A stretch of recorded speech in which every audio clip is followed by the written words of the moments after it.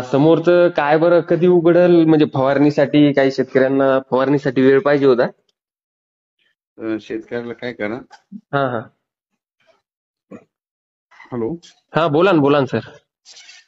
अं, आज आहे 17 ऑगस्ट 2025. हो हो. तर आज सुद्धा ना आता थोडं दुपारून ऊन पडणार आहे, म्हणजे हम्म. 11 ते 4-5 3-3:30 पर्यंत. हा हा हा. पण पुन्हा दुपारनंतर पुन्हा रात्रीच्या पुन्हा खूप पाऊस पडणार आहे. म्हणजे आज रात्री पुन्हा पाऊस आहे. हो. तर हे ब- तसं ना 17, 18, 19, 20 हा हा 20 तारखेपर्यंत आणखी 4 दिवस पाऊस आहे. हा. 21 ला पाऊस उघडणार आहे. 21 हम्म. पासून पावसाचा जोर कमी होणार आहे.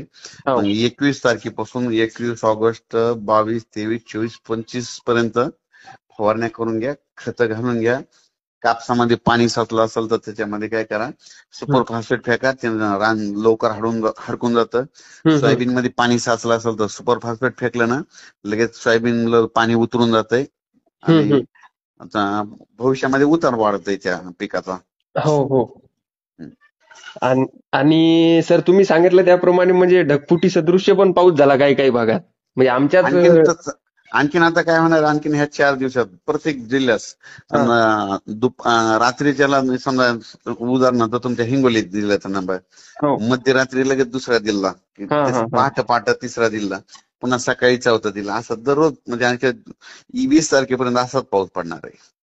बर आमचा केनवड परिसर इकडं गणेशपूर, नेतनसा, मांगुळझनक इकडं म्हणजे पाऊस यायला की तिकडं डायरेक्ट ढगफुटी सारखाच पाऊस येत आहे. हम्म.